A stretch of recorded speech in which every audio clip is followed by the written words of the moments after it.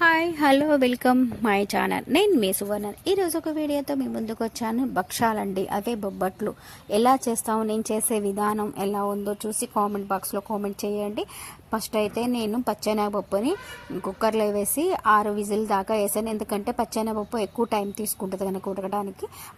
పావు కిలో మైదా పిండి తీసుకున్నాను. పావు కిలో మైదా పిండి, 1/2 కేజీ పచ్చెనగపప్పు, 1/2 కేజీ బెల్లం, పావు కేజీ మైదా పిండి. ఫస్ట్ అయితే కుక్కర్ మీద అయితే ఇవి ఉడుకుతున్నప్పుడు నేనైతే మైదా పిండిని అయితే కలిపి పక్కకు పెట్టుకున్నా.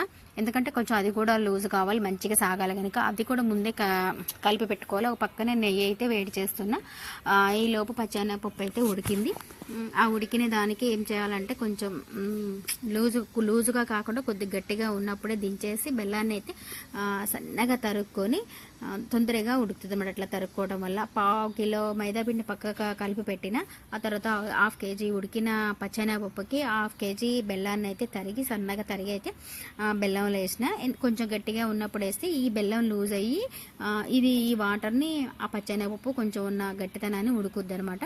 రెండింటిని అయితే కలిపి మళ్ళీ స్టవ్ మీద పెట్టి మంచి ఫ్లేవర్ రావడం కోసం నేనైతే కొన్ని ఇలాచీలు తీసుకున్న, దంచి అందులో వేసిన లాస్ట్లోని. ఇంకా ఇదైతే ఉండ అంతా అయ్యే వరకు అయితే ఉడికిచ్చిన, మనకి ఉండలాగా అయ్యేలాగా వరకు ఉడికిచ్చిన బెల్లాన్ని పచ్చెనగపప్పుని ఉండలాగా అయితే అయ్యిందనమాట. ఇప్పుడు నేనైతే ఇక చేసిన ఫస్ట్ అయితే మైదాపిండిని భక్షాలాగా సగం చపాతీలాగా చేసి దాంట్లో పూర్ణం పెట్టి చుట్టూతా ఇట్లా గట్టిగా లాగుతుంటే మట్టుకి కొసలు వచ్చేసేమాట. కొంచెం సగం మైదాపిండి వచ్చేస్తుంది. ఆ వచ్చిన మైదాపిండిని మళ్ళీ కొంచెం కవర్ మీద నెయ్యి రాసుకొని, ఏదైనా సరే భక్షాలకి కాల్చినప్పుడు ఒత్తేటప్పుడు నెయ్యితోనే చేయాలి.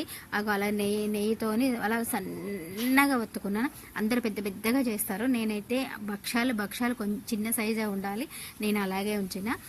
ఇప్పుడు కూడా మనం పెనం మీద కాల్చేటప్పుడు మాత్రం నెయ్యి వేసి కాల్చాలి. దీనికి స్మెల్కి, ఈ పచ్చెనగపప్పుకి, బెల్లానికి, మైదా పిండికి టేస్ట్ లాగా చూపించాలంటే కనుక ఈ నెయ్యితోనే మనం చేయాలి. నా వీడియో కనుక ఎలా ఉందో కామెంట్ బాక్స్లో కామెంట్ చేయండి. నచ్చితే కనుక నా ఒక వీడియోని ప్రతి ఒక్కరికి షేర్ చేయండి. మళ్ళీ ఒక వీడియోతో కలుస్తాను ఫ్రెండ్స్.